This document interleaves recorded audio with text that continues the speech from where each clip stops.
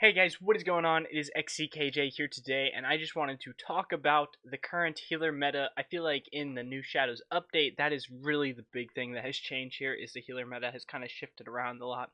I wanted to talk about just kind of who I think is really strong right now, who is kind of in a weird spot, and we'll talk about that in a second, and then go over some builds for all these champions.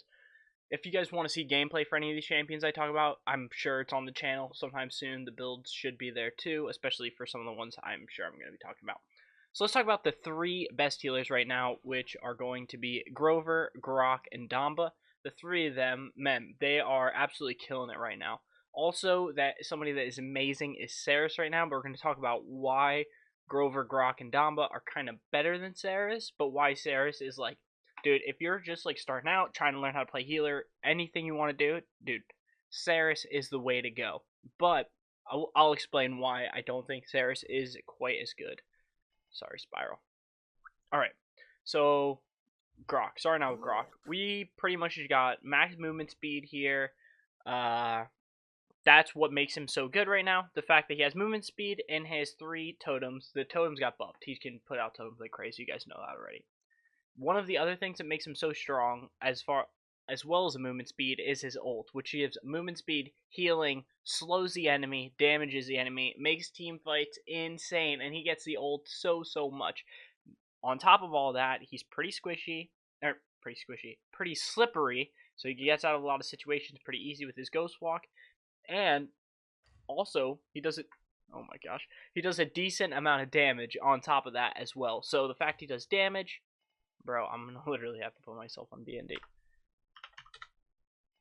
Alright. So the fact that he has all these things combined just makes him really strong. Team fight potential, slippery, can deal damage. Moving on to the next champion, which is going to be Grover. And as far as Grover goes, this is a tried and true build on Grover. I mean, it works. So if you just want to play what works, just play this. I have on the channel some other builds I've been messing around with. This is what we know works. Anyway, what makes Grover so good is basically the same thing that makes Croc good. He has the roots. The roots are what it is, really. He can deal damage, he can heal, he has a good ult, and now he can cancel his ult to get his ult even more. So you could just use it to save yourself, to top off other people, and do everything. You cancel it early, get 20% of your ult back, and now you have to wait 20% to let, you get it faster. So that makes him really strong. He has a vine across the map, so he's slippery, he doesn't die that much, and he can deal a lot of passive damage. Moving on to Damba. So he has CC also in his kit with the root, where Croc has the slow and the movement speed boost.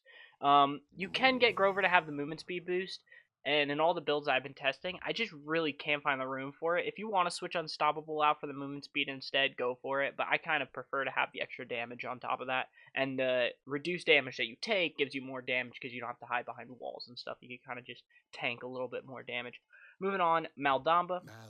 Basically, Maldamba, you're going to be doing movement speed, increase, some damage reduction, eerie presence, so that way when you miss your right click, you get to do it again. And I'm playing the chosen one, the one that gives the 200 plus extra heals right on the start. So basically, he has a stun in his base kit with his reload, which is a little bit hard to hit given, but I think with a little bit of practice, you'll be able to hit it. He has great heals, and he has an ult that allows team fights to work out really, like, he has a crazy ult. Really great for engaging fights, even better than, like, where Grover's ult would be, and Grok's ult is a great engage as well. Grover's ult is more of, like, a response to a lot of things. Damba ult, I mean, man, on a ton of maps, you could just throw out that ult, and then you hit, like, 4 of them, and it lasts a pretty long time, and on top of that, if you hit him with the stun after, all that kind of stuff, he is just super strong right now. Really loving him a lot. So this is basically why I think he is so good. Moving on to Saris. Saris has got the heals, right? She just doesn't seem to have the damage to back it up. When she's healing, she's kind of stuck in just healing, and she just is a heal bot. She just sits there, heals. If you're solo queuing and you don't have anybody else on your team, and your team does poorly, it doesn't matter what you do. It doesn't matter if you have 200,000 heals. Sure, you're going to be able to keep your team alive a little bit longer, but realistically, you're screwed. But with that being said, she has a good ult and she does a lot of heals. That's why she is she's like right on that verge of being S tier, because she by far is like the easiest champion to like break 200,000, 250,000 heals on. You know what I'm saying? You just sit there, right click, do nothing else. But the problem is, if your team doesn't do anything, you really can't help in the damage department. Yeah, sure, you got a good ult, but that's really all you got going for you. Yeah, you're slippery, you do heals. That's what you do when you play Saris. Alright, that brings me to my second topic. I'll just show you a quick Saris build. We can play either of these two work. We got this one right here. Yeah, just you could run this build, Blood Pact, or yeah, you could run either of these two builds. Will work out fine. You can kind of mess around. I think as long as you have Blood Pact and Soul Forge, you're pretty much set.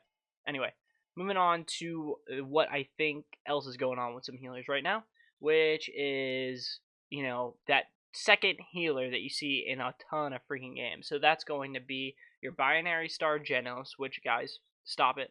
Stop it. Just, I don't know what you're doing. I don't know why you're doing it. Please stop. If you're going to play any sort of extra damage healer, just play Focusing Lens Ying. It actually, yes, people don't play it because it takes a little bit more skill, but please, just stop playing Binary Star Genos. I don't know if it has a good win rate or not, but I just think it's bad, man. But anyway, that does go into the Binary Star Genos, the Exterminate Furia, Focusing Lens Ying. Even sometimes people are playing Grover as a second healer, you know, all that kind of stuff. I don't really see Pip, even though he feels like he would fit this pretty well. I don't see a lot of people playing Pip, but this would totally include Pip in there as well. So, basically, I mean, I could show you guys a couple builds for all this. This build right here, great for Exterminate Furia. It does what it does, you know, you hit the beams, you do all that. Me, personally, I'm not a huge fan of the second healer. I don't even really think it's that good. I think people are playing it maybe just because they have an excuse to not have to play a tank now. It could work if you're a good like secondary healer, but I don't know how many people really are, to be honest. If it works for you, it works for you. But for me personally, not a huge fan. If you do want to like start working on a damage Ying build, I mean, this is great for Focusing Lens right here. Pretty much you're playing Ephemeral and your Spring Bloom. But what is making champions good right now is having movement speed, having some sort of CC in the base kit, and being able to do decent heals, and have some sort of team fight engage. That's what's overall. If you can put all of that into one healer, you have a good healer, you know? Which that's literally the reason why I feel that way about so many healers. Corvus is a good option, but he has his ult to keep stuff out going and stuff, but he kind of is in the same like boat as Ying, you know, does good healing, but I don't know, not super feeling it. Anyway, let me know what you guys did think about this video. If you did enjoy it, make sure to leave a like and sub to the channel, and also guys, just consider joining and becoming a member for just 99 cents a month. You could just be supporting me, and it is a life-changing amount, that 99 cents. So thank you guys so much for considering that. I'll see you guys in the next video. Peace.